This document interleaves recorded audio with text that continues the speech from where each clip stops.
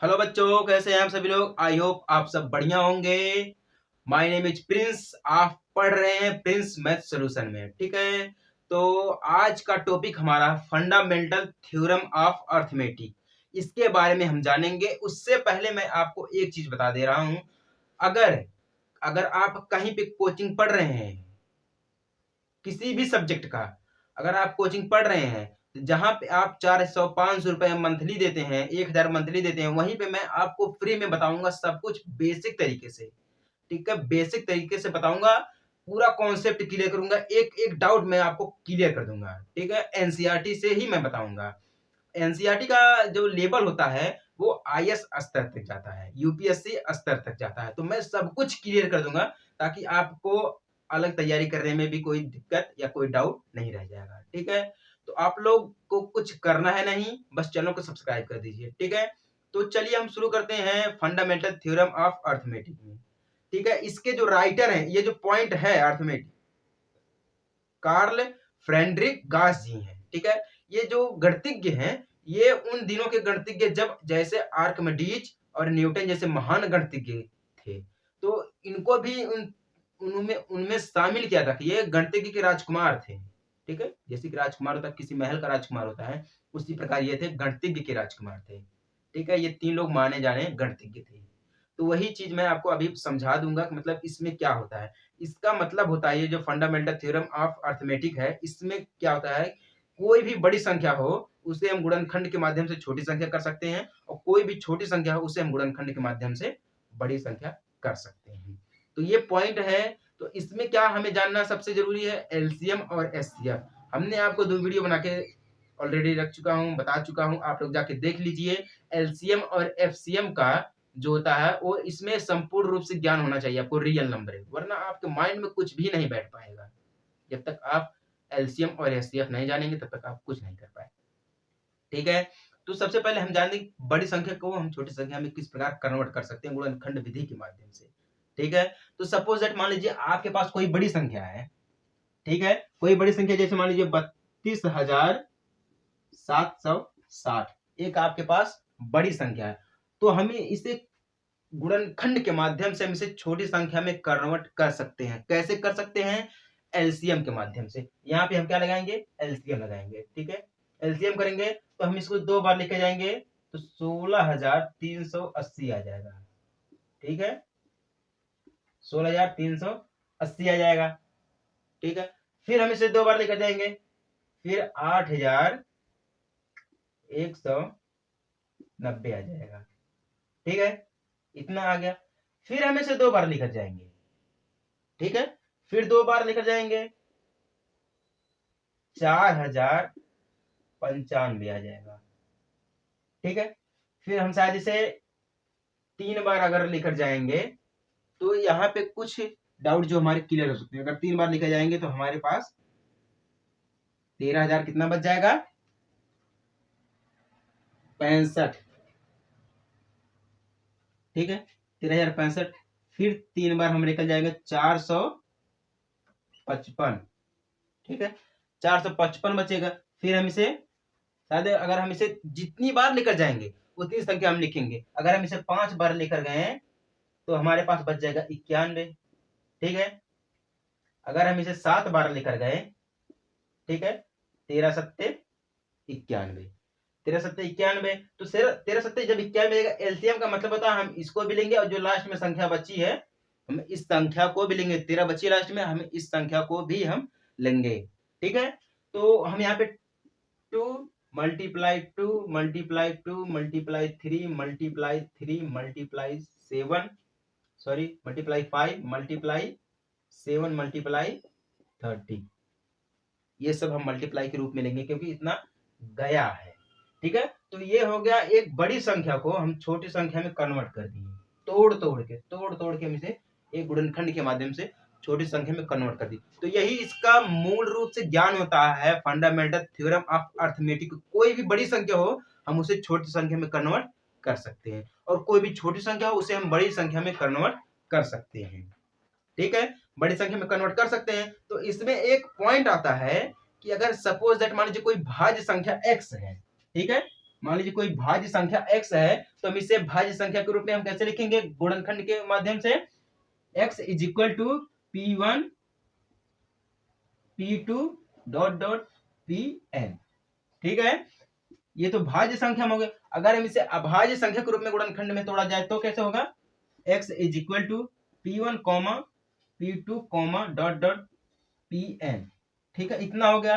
अर्थात हम इसे ये भी लिख सकते हैं p1 not is equal to 0, sorry p1 greater than less equal, फिर p2 less greater than equal dot dot less greater than equal pn। इतना हम लिख सकते हैं इसको। ठीक है, ये अभाज्य संख्या में होगा। जब हम अभाज्य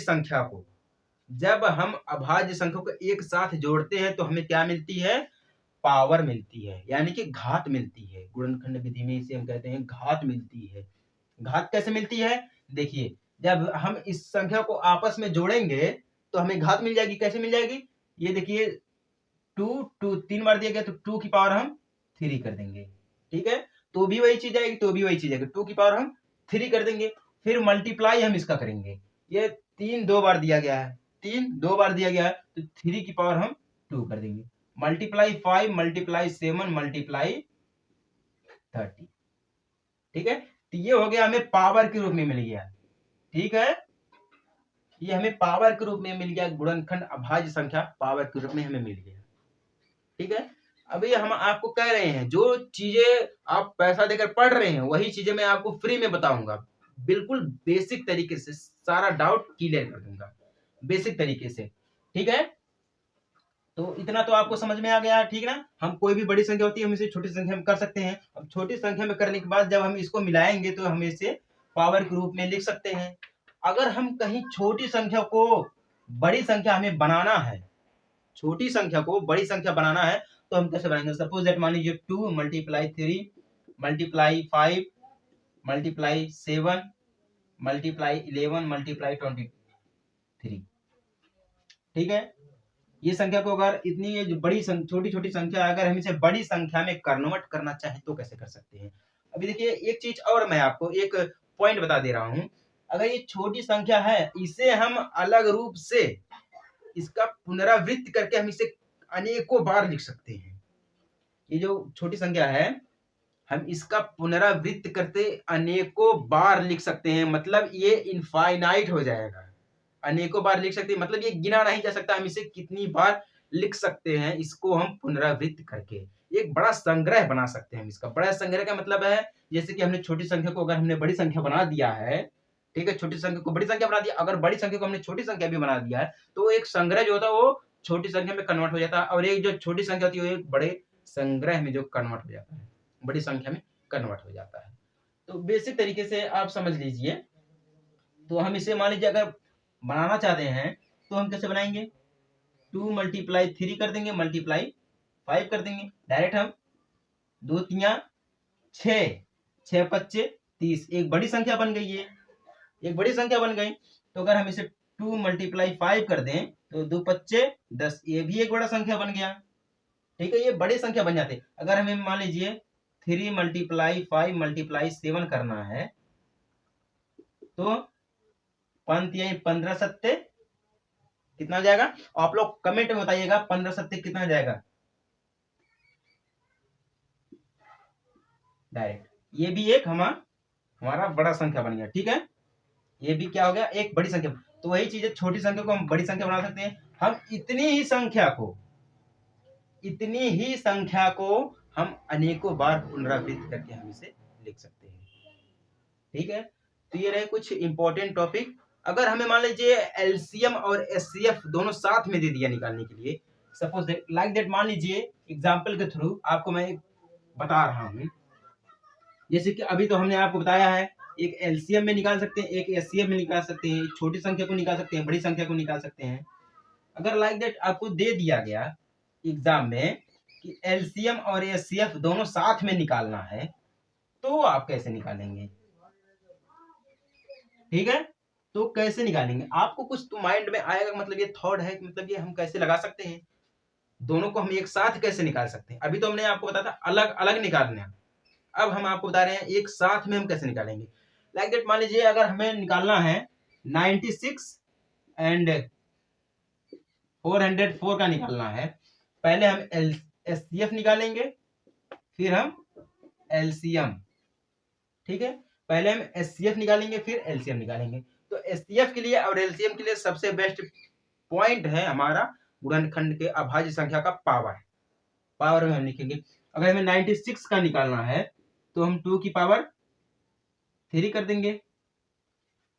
सॉरी, 2 की पावर 3 करने पर नहीं आ पाएगा, तो 2 की पावर अगर हम पावर 5 कर दें, मल्टीप्लाई 3 कर दें, तो हमें मिल जाएगा 96। कैसे मिल जाएगा?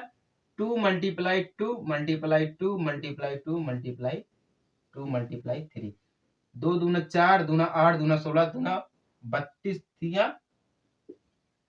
96, 32 96 मिल गया ना। हम इसे पावर के रूप में भी लिख सकते हैं और गुणनखंड के अभाज्य संख्या में बिना पावर के रूप में भी लिख सकते हैं हम इसको। ठीक है, तो ये पावर के रूप में और बिना पावर के रूप में हो गया। ठीक है, ये एचसीएफ हो गया। अगर हम इसे 404 का निकाला रहेगा तो हम कैसे निकालेंगे? 2 की पावर 2 मल्टीप्लाई 101 कर देंगे। 101 क्यों कर देंगे? 2 की पावर 2 यानी कि 2 मल्टीप्लाई 2, 2 दूना 4 आ जाएगा। अब 4 जब आ गया है तो इसका मल्टीप्लाई हम 101 से करेंगे तो कितना हो जाएगा? 404 हो जाएगा। कितना हो जाएगा? 404 हो जाएगा। ये एग्जाम्पल है। सपोज मान लीजिए अगर आपको दे दिया गया, अगर क्वेश्चन में आ गया कि आपको एलसीएम और एचसीएफ दोनों साथ में ही निकालना है तो आप कैसे निकालेंगे?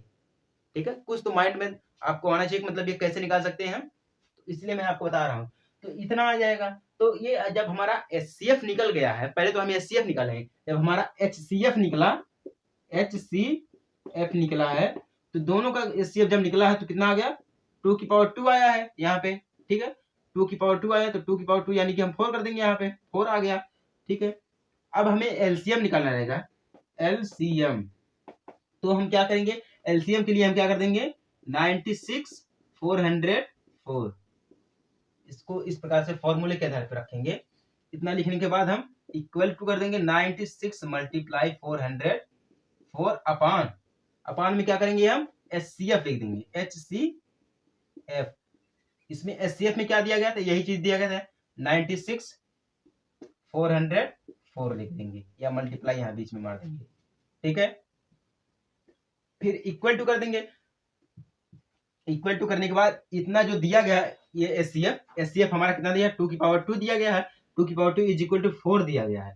4 है तो हम यहाँ पे 96 मल्टीप्लाई 404 अपान, यहाँ पे क्या कर देंगे? हम इसकी जगह पे 4 लिख देंगे। इतना जब 4 लिख देंगे तो बस सिंपल कुछ करना है नहीं, टोटल हमें लिख देना। कितना आ जाएगा? जो भी गुणा करने पे आएगा वही को हम लिख देंगे 96। इतना हमारा आंसर आ जाएगा। ठीक है, बस कुछ करना है नहीं। पहले हम क्या करेंगे? पहले हम एचसीएफ निकालेंगे। एचसीएफ में जो बड़ी संख्या दी रहेगी उस संख्या में जो पहला गुणनखंड हमें दिया रहेगा, जैसे कि 2 दिया है, 2 दिया रहेगा, उसी को हम यहाँ पे क्या कर देंगे? लिखने के बाद एचसीएफ में उसका टोटल निकालेंगे। जब टोटल हमारे पास मिल जाएगा, जितनी भी पावर रहेगी, टोटल निकालने के बाद जितना हमें टोटल मिल जाएगा, उसके बाद हम एलसीएम निकालेंगे। एलसीएम में हम क्या रख देंगे? 96 404, जो संख्या रहेगी उसको हम लिख देंगे। उसके बाद क्या करेंगे? उसी संख्या को हम यहाँ ऊपर लिख के मल्टीप्लाई बीच में मार देंगे, फिर अपान में एचसीएफ लिख देंगे। एचसीएफ को फिर वही संख्या लिखेंगे हम। लिखने के बाद फिर हम क्या करेंगे? उस संख्या पे लिखने के बाद जो एचसीएफ का मान दिया रहेगा, यहाँ पे जो एचसीएफ का मान दिया रहेगा हम उसको लिख के टोटल हम कर देंगे। पहले इसका मल्टीप्लाई करने के बाद हम क्या कर देंगे? फिर अपान में हम इसको भाग देंगे। 4 से भाग देने के बाद हमें क्या मिल जाएगा? जो मिल जाएगा वही हमारा फाइनल आंसर हो जाएगा।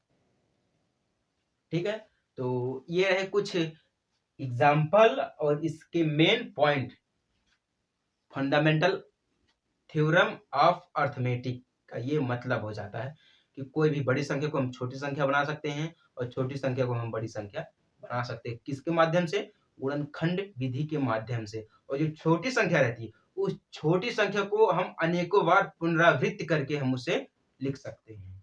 एक ये भी हमारा मेन पॉइंट हो गया। ठीक है, तो एक पॉइंट और है कि आप लोग जहां से भी पढ़ते हैं, पैसा देकर वही चीज फ्री में पढ़िए, बस चैनल को सब्सक्राइब करते चलिए, इतना हमारे लिए काफी है। ठीक है, तो हम मिलते हैं नेक्स्ट पॉइंट में। वो भी धमाकेदार पॉइंट में। तब तक के लिए जय हिंद, वंदे मातरम।